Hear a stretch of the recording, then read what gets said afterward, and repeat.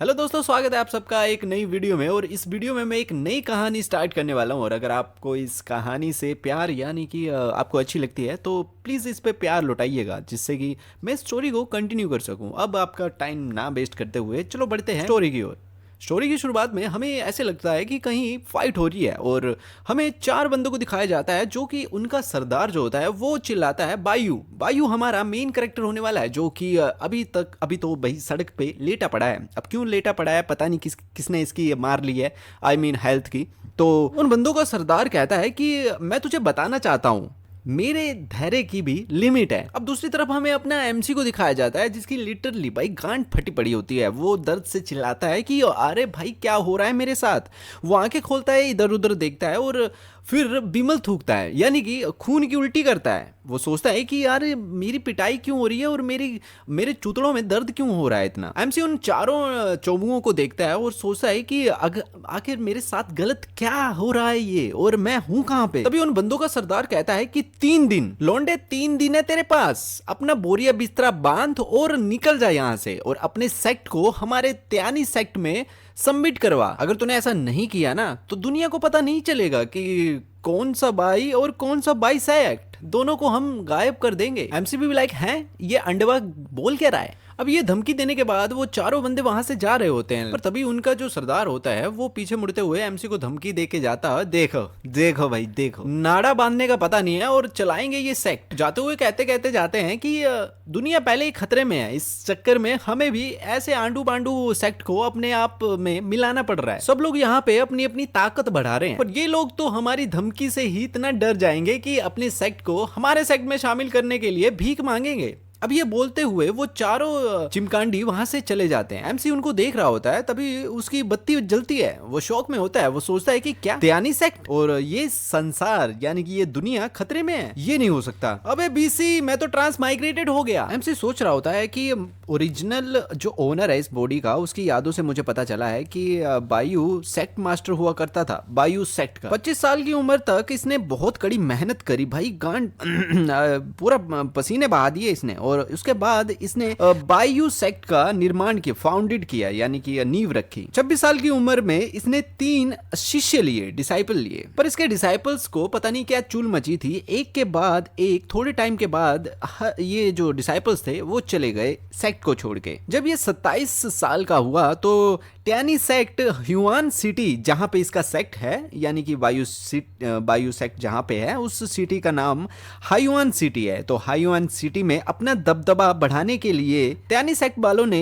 कब्जा करना शुरू कर दिया, पावर को यानी कि इकट्ठा करना। जो इनके साथ हाथ नहीं मिलाता उसे ये पावर के थ्रू दबा देते। इस बॉडी के ओरिजिनल मालिक ने यानी कि बायू ने उनसे हाथ मिलाने के लिए मना कर दिया कि भाई हम नहीं मिलाने वाले, हम तुम्हारे साथ नहीं जुड़ने वाले, हम साथ साथ वाला गाना हम नहीं गाएंगे, मैं नहीं गाऊंगा। अब जबकि बायू ने हाथ मिलाने से मना कर दिया तो इसे त्यानी सेक्ट के जरिए टारगेट बनाया गया। अब एमसी ये सब कुछ सोच ही रहा होता है, तभी सिस्टम की आवाज आती है, डिंग। अभी सिस्टम का नाम यानी कि चीट सिस्टम का नाम डिसाइपल रिक्वायरमेंट रिवेट सिस्टम होता है, जो कि होस्ट को मुबारकबाद देता है कि सिस्टम एक्टिवेट हो चुका है। एमसी सिस्टम को देख के ज्यादा चौंकता नहीं है, क्योंकि उसने नॉवेल्स में मांगास में पढ़ा था कि जो भी ट्रांस माइग्रेटेड होता है उसे सिस्टम मिलता ही मिलता है। तभी एक और नोटिफिकेशन आती है सिस्टम के थ्रू, डिंग। सिस्टम कहता है कि आपने एंटायर प्लॉट को यानी कि इस कहानी के प्लॉट को समझ लिया है। अब इस नोटिफिकेशन को देखने के बाद एमसी सोचता है कि चलो देख ही लेते हैं आखिर ये किस तरह का सिस्टम है। सिस्टम में लिखा होता है कि जब तक आप डिसाइपल जो आपको मिलेंगे सिस्टम रिक्वायरमेंट के हिसाब से, अगर आप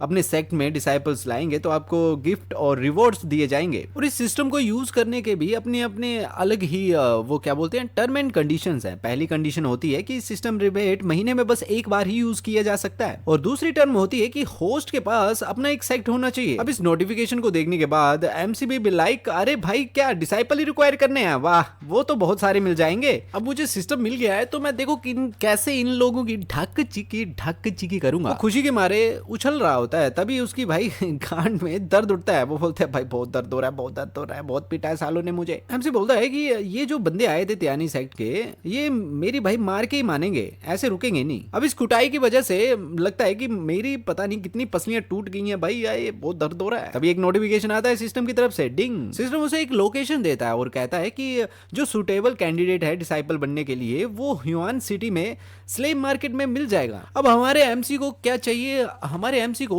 बढ़िया बढ़िया डिसाइपल्स चूज करने, यानी कि अपने सेक्ट में लाने पड़ेंगे। उसके बाद उसे गिफ्ट मिलेंगे, रिवॉर्ड्स मिलेंगे एंड धूम धड़ाका बूम बाम। तो अब यहाँ से सीन कट होता है और हमें दिखाया जाता है स्लेव मार्केट को, जहाँ पे कुछ स्लेव्स हाथों में हथकड़ियां बांध के बैठे हुए होते हैं भाई, दिन गिन रहे होते हैं कि कौन आएगा कौन खरीदेगा भाई। मार्केट में से गुजरते हुए लोग उसे उसका मजाक उड़ाते हैं भाई। कई बोलते हैं कि अरे देखो ये तो मास्टर भाई है ना। दूसरा बंदा बोलता है कि अरे तूने सुना नहीं क्या, इनके 3 डिसाइपल्स है, वो भाग गए। क्या बोलता है तू, मजाक कर रहा है क्या? अरे मैं सच बोल रहा हूँ, ये भी चोमू और इसका सेक्ट भी चोमू है भाई। दूसरा बंदा कहता है कि मास्टर भाई कब तक प्लान है आपका यानी सेक्ट से छुपने का, आखिर कब तक बचाओगे अपनी प्राण। अब इन सब चोमुओं की बातों को सुन के एमसी सोचता है कि लगता है कि जो ओरिजिनल ओनर था इस बॉडी का, उसका जीवन ज्यादा अच्छा नहीं था। इनकी आंखों में जो बाई था वो एक जोकर से ज्यादा कुछ नहीं था। एमसी एक दुकान के सामने पहुंचता है और काउंटर में खड़े बंदे को, या बंदी है कुछ भी हो ठीक है, उससे पूछता है कि ये भरोसे वाला कुत्ता कितने का है। साथ में एमसी ये भी सोच रहा होता है कि मुझे ज्यादा जबरदस्ती नहीं करनी है किसी भी डिसाइपल को रिक्रूट करने के लिए, क्योंकि मेरी पहले से ही इज्जत का फलूदा हो चुका है और अगर मैं जबरदस्ती करूंगा तो मेरी रेपुटेशन और भी खराब हो सकती है। मुझे पहले उस डिसाइपल से या फिर उस बंदे से फ्रेंडली होना पड़ेगा। अब एमसी की बातों को सुन के कुत्ता भी सोच रहा होता है, क्या भाई भरोसे वाला कुत्ता, तू साले तू मैं ये मेरी हालत ना खराब नहीं होती ना, तेरे चूतड़ों पे ना ऐसा टीका देता ना कि हवा में उड़ता जाता। वो दुकानदार पता नहीं क्या शकल बना रखी थी, ऐसे लग रहा था ना कि उसको भाई मुंह में ना किसी ने दिया है भाई, सीधी सी बात। भाई वो बंदा कहता है कि 30 टेल्स लगेंगे और भाई कोई रेट कम नहीं होगा, लेना है तो लो, नहीं लेना है तो जाके आंट बात का।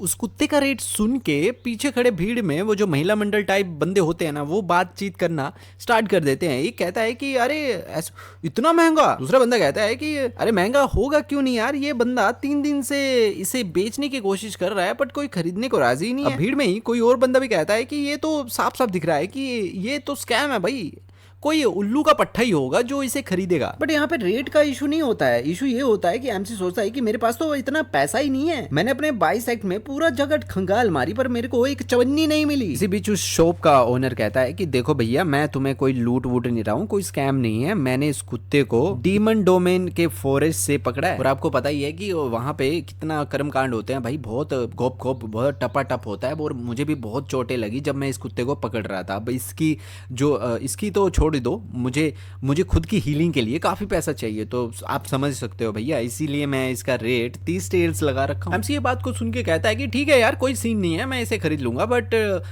इस कुत्ते की डिलीवरी ना तुम मेरे घर के दरवाजे के पास करोगे। अब इस बात को सुन के शॉप ओनर भी मान जाता है कि ठीक है। अब ये बोलने के साथ ही एमसी को झटका लगता है तगड़ा वाला और वो जमीन पर गिर जाता है। वो कहता है कि अरे नहीं यार, फिर से मुझे लग रहा है कि मेरी कोई हड्डी टूट गई है। भाई एमसी की बहुत बुरी हालत है यार, सच में। जाते ही भाई आते ही इस वर्ल्ड में इसकी तो भाई गेंद फाड़ दी है। अरे मुझे इस कुत्ते को देख के ऐसा लगता है कि ये भी डीमन है। ये कुत्ता बोलता है कि अरे कितने नल्ले हैं ये दोनों, एक बार जब मैं रिकवर हो जाऊंगा ना तो इन दोनों की ना पुंगी बजाऊंगा, पुंगी खा जाऊंगा इनको। अब एमसी की हालत को देख के वो शॉप ओनर जो होता है वो कहता है कि अरे यार ये कैसे, क्या हो गया, ये तो बड़ा कमजोर लेग पीस है। तभी उसे भी अचानक से झटका लगता है और वो भी भाई बीमल थूकता है, यानी कि खून निकलता है उसके मुंह से भी। वो कहता है कि अरे यार मेरी चोट भी ठीक नहीं है। एमसी उठता हुआ उसकी तरफ दिखता है और सोचता है कि इसकी जो चोटें हैं वो मेरी ही तरह हैं, हो सकता है कि मेरे से भी ज्यादा किसी ने इसे पेला हो। एमसी उठता है और बोलता है कि कुछ भी हो, मुझे इसे संभालना पड़ेगा। अब हमें थोड़ी देर बाद का सीन दिखाया जाता है। वो बंदा अपनी आंखें खोलता है, आंखें खोल के वो उठता है और देखता है कि उसकी जो चोटें थी वो फिर से जाग गई हैं, उसे ज्यादा ही दर्द दे रही हैं। एमसी उसे कहता है कि तेरे पास 2 चॉइसेस है, पहली तू मेरा चेला बन जा और मैं तुझे हील करूंगा, जिससे जब तेरी इंजरीज ठीक हो जाएंगी तू यहाँ से जा सकता है, मैं तुझे हील कर सकता हूँ। और दूसरी चॉइस ये है कि तू अभी के अभी यहाँ से चला जा। और अगर तुमने दूसरा ऑप्शन चूज किया ना बेटा, तो तेरे घोड़े लगेंगे, घोड़े, अभी मर जाएगा तू, तेरे को बहुत ज्यादा इंजरीज हुई हैं। इस पे वो बंदा कहता है कि जब मेरी इंजरीज हील हो जाएंगी तो पक्का ना आप मुझे छोड़ दोगे। इसमें एमसी कहता है कि हाँ हाँ बिल्कुल यार, तू टेंशन क्यों ले रहा है, मर्द की जुबान है यार, मर्द की। तो ये सुन के बंदा कहता है कि ठीक है, तो मैं तुम्हारा डिसाइपल बनने को तैयार हूँ। साथ में वो बंदा सोच भी रहा होता है कि अभी के लिए मेरे लिए ये कंडीशन बहुत सही है, जब मैं हील हो जाऊंगा तो मैं यहाँ से चुपचाप खिसक जाऊंगा। हालांकि गाइस हम लोगों को अभी इस बंदे का नाम नहीं बताया गया है जो अभी डिसाइपल बना है, बट जैसे ही वो कबूलनामा सामने रखता है वैसे ही सिस्टम से नोटिफिकेशन आती है, डिंग, कॉन्ग्रेचुलेशन होस्ट, आपने ये मिशन कंप्लीट कर लिया और आपने सक्सेसफुली पहला डिसाइपल रिक्वायर्ड कर लिया है। और इसी खुशी के मौके पर आपको 10 रिबेट अपॉर्चुनिटीज मिलती हैं। अब गाइस ये मुझे थोड़ा सा खतरनाक लग रहा है सीन, तो मैं इसे 10 रिबेट्स अपॉर्चुनिटीज नहीं है 10 पॉइंट्स ही बोल दिया करूंगा। अब इस नोटिफिकेशन को सुनने के बाद एमसी खुशी के मारे फूला नहीं समा रहा होता है। वो कहता है कि अच्छा समय आने वाला है भाई, अच्छे दिन आने वाले हैं, अब मुझे बस ये करना है, अगला काम मेरा ये होगा कि मुझे बढ़िया बढ़िया सामान यहाँ पे लाना पड़ेगा और अपने डिसाइपल को देना पड़ेगा भाई, जिससे कि ये खुश रहे और मेरा सेक्ट और भी फले फूले। अब हमें थोड़ी देर बाद का सीन दिखाया जाता है जहाँ पे हमारा एमसी बाहर बैठा हुआ होता है और यही सोच रहा होता है कि हम दो नल्ले इस सेक्ट में हैं, अभी हमारे पास कुछ यूजफुल चीजें भी नहीं है, कैसे जिंदगी कटेगी हमारी। अब एमसी इसी सोच में डूबा हुआ होता है, तभी एक बूढ़ी दादी वहां से गुजरती है जो कि हमारे भाई को जानती हैं, एमसी को जानती हैं। वो कहती हैं कि बच्चा तू काफी दिनों से भूखा लग रहा है, ले पहले खाना खा ले, मेरे पास अभी ये स्टीम बन ही है, इसे खाएगा थोड़ा पेट में अनाज जाएगा तो तेरा दिमाग में काम करेगा। अब वो बूढ़ी दादी बन हमारे एमसी के हाथ में दे देती है और वहां से जाने लगती है और जाते जाते हमारे एमसी से कह के जाती है कि तुम्हें एक अच्छी जॉब ढूंढ लेनी चाहिए, ये सेक्ट वैक्ट वाले बिजनेस आजकल नहीं चल रहे हैं। अभी हाल ही फिलहाल में 10 से ज्यादा सेक्ट को ताला लगा दिया है, तू भी अपना कुछ नया काम देख ले बच्चा, ऐसे नहीं चलेगी जिंदगी। अब हमें थोड़ी देर बाद का सीन दिखाया जाता है अंदर का, सेक्ट के अंदर का। हमारा एमसीयू स्टीम बन को दूसरे जो डिसाइपल होता है, अभी तक उसका नाम नहीं बताया गया हमें, उसे देता है और कहता है कि तुम मेरे डिसाइपल हो और तुम्हें देने के लिए अभी मेरे पास ज्यादा सामान तो नहीं है, पर ये स्टीम बन है, इसी से काम चला लो फिलहाल। और वो नया डिसाइपल भी आराम से उस टीम बन को ले लेता है और धन्यवाद करता है हमारा एमसी का। और तभी सिस्टम से नोटिफिकेशन आती है, डिंग, होस्ट ने अपने डिसाइबल को स्टीम बन दिए, जिसके रिवॉर्ड के तौर पे आपको बस इतनी ही नोटिफिकेशन होती है। और ये नोटिफिकेशन सुनते यानी कि देखते और सुनते ही हमारे एमसी की आंखों में भाई चमक आ जाती है कि इसकी आंख अब मिलेगा गिफ्ट। अब सिस्टम वो सोचने लगता है कि सिस्टम मुझे क्या देगा क्या देगा। अब मैंने स्टीम बन दिया है अपने डिसाइपल को, हो सकता है कि मुझे ऐसा स्टीम बन रिटर्न में मिले कि वो डिवाइन हो, जिससे कि हैवी कल्टीवेटर जो होते हैं बड़े वाले होते हैं वो उन्हें खाएं। अगर ऐसा स्टीम बन मेरे पास आ गया ना तो मैं सभी अपने डिसाइपल को दूंगा और उनकी एनर्जी बढ़ाऊंगा। तो सिस्टम की तरफ से नोटिफिकेशन आती है कि कांग्रेचुलेशन, आपने हासिल किया है 10,000 स्टीम बन्स। अब ये देखते ही भाई एमसी का चेहरा देखो भाई, एक बार ये नोटिफिकेशन देखने के बाद एमसी का चेहरा देखो भाई, ऐसे लग रहा है ना कि किसी ने हक दिया हो भाई इसके मुंह पे। वो कहता है भाई ये क्या है भाई, ये क्या है ये। एमसी भी like what the heck is this, आखिर ये क्या मजाक चल रहा है मेरे साथ, मैंने सपने तो बड़े बड़े सजाए थे पर इन्होंने तो भाई मेरे सपनों में मूत दिया। सिस्टम की नोटिफिकेशन आती है कि 10,000 स्टीम बन्स जो हैं वो आपके स्टोरेज स्पेस में सक्सेसफुली रख दिए गए हैं। अब सिस्टम की इस हरकत को देखकर हमारा एमसी चकरा जाता है। वो सोचता है कि कहीं मैंने इस सिस्टम को समझने में कोई गलती तो नहीं कर दी, मुझे ऐसे लगता है कि हमारे सिस्टम का खुद सिस्टम हैंग हो गया है। अब हमें थोड़ी देर बाद का सीन दिखाया जाता है, हमारा एमसी आराम से बाहर बैठा हुआ होता है अपने सेक्ट के गेट के पास और वहीं बैठा बैठा अपने ख्यालों में डूबा हुआ होता है। वो सोचता है कि अभी मेरे पास एक ही डिसाइबल है और मुझे उसे गिफ्ट देने पड़ेंगे और बाकी मिशंस भी कंप्लीट करने पड़ेंगे जिससे कि मेरा सिस्टम ट्रिगर्ड हो और मुझे अच्छे अच्छे प्राइज मिले। नहीं तो अगर मैंने अपने डिसाइपल को सिखाया नहीं, वैसे भी हम लोग 2 ही हैं और 3 दिन के बाद यानी सेक्ट वाले आएंगे और हमारी पुंगी बजा के जाएंगे। एमसी वहां से जाने लगता है उस जगह से उठ के कॉन्फिडेंस के साथ कि मुझे कुछ ना कुछ तो करना ही पड़ेगा, मुझे अपने डिसाइपल को कुछ ना कुछ तो सिखाना ही पड़ेगा जिससे कि हम लोग उनसे मुकाबला कर सकें। अब सीन यहाँ से शिफ्ट होता है, एक बगीचे का दिखाया जाता है हमें अगला सीन, जहाँ पे नया डिसाइपल बैठा हुआ होता है और इसी सोच में बैठा होता है कि जैसे ही मैं रिकवर हूँगा भैंस की आंख में यहाँ से तीतर हो जाऊंगा, फुर्र हो जाऊंगा, बस 2 दिन बचे हैं उसके बाद अपन गया। उसको उस गहरी सोच से बाहर निकालते हुए एमसी उसके कंधे पर हाथ रखता है और पूछता है कि लीग्जियू, अच्छा तो इस बंदे का नाम लीग्जियू है। जियू भाई कैसे नाम है यार, ये कैसे चटपटे नाम रखते हैं भाई, मैं इसे जी बोलूंगा ठीक है, जी 900 नहीं जी। एमसी पूछता है कि जी लगता है कि तुम्हारी तबीयत थोड़ी सही हो रही है, क्यों ना मैं तुम्हें कुछ टेक्निक सिखा दूं कल्टीवेशन के, बोलो। इस पे जी कहता है कि क्या आप मुझे कुछ सिखाना चाहते हैं।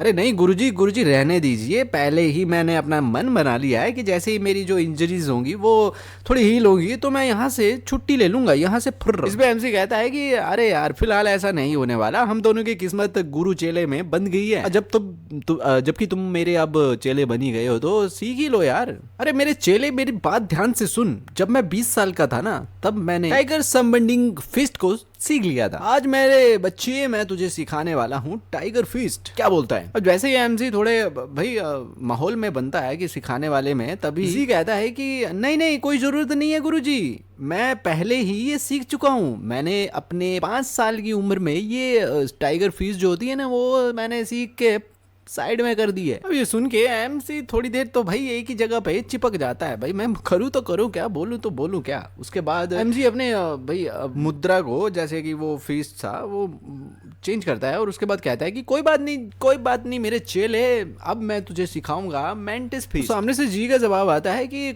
मैंने ये पहले ही सीख ली है जब मैं 7 साल का था। इस पर एमसी कहता है कि गाउ स्टाइल ब्रीदिंग टेक्निक। इस पर जी कहता है कि जब मैं 10 साल का था डन। Tie sword technique. जी कहता है कि जब मैं 12 साल का था मास्टर कर लिया है। एमसी कहता है विंड फ्लाइंग लेग्स। जी कहता है कि 14 साल की उम्र में मास्टर ही। एमसी सोचता है कि यार हद ही है यार, इतने सारी टेक्निक्स इसने सीख ली है क्या? ये सच में इतनी टेक्निक जानता भी है कि मुझे भाई उल्लू बना रहा है। जी वहां से जाने लगता है और कहता है कि गुरुजी अगर और कुछ नहीं है तो फिर मैं यहाँ से जाता हूँ, मुझे सोना है। अभी एमसी उसे रोकता है और कहता है कि अभी तक तो मैंने तुझे अपनी रियल स्किल्स तो दिखाई ही नहीं है, तो अपने गुरु को कूड़ा समझता है क्या? अभी जो मैं तुझे ये टेक्निक बताने जा रहा हूँ मैं लिख के लेता हूँ भाई, तूने इसके बारे में कभी ना सुना होगा ना कभी देखा होगा। इसमें जी कहता है कि हो ही नहीं सकता, मैं अपने बचपन से ही इतनी प्रैक्टिस करते आ रहा हूं, मैंने इतनी सारी स्किल्स सीखी हैं, इतनी सारी टेक्निक्स मैं जानता हूं कि ऐसा हो ही नहीं सकता कि जिस टेक्निक या फिर जिस स्किल के बारे में आप बता रहे हो या बोलने वाले हो उसे मैं जानता ही नहीं हूँगा। फिर एमसी कहता है कि ठीक है फिर सुनो, मेरी टेक्निक का नाम है the 8 set of morning exercise. क्या तुमने कभी ये सीखी है, ये सुना है इसके बारे में? अब इस नाम को सुन के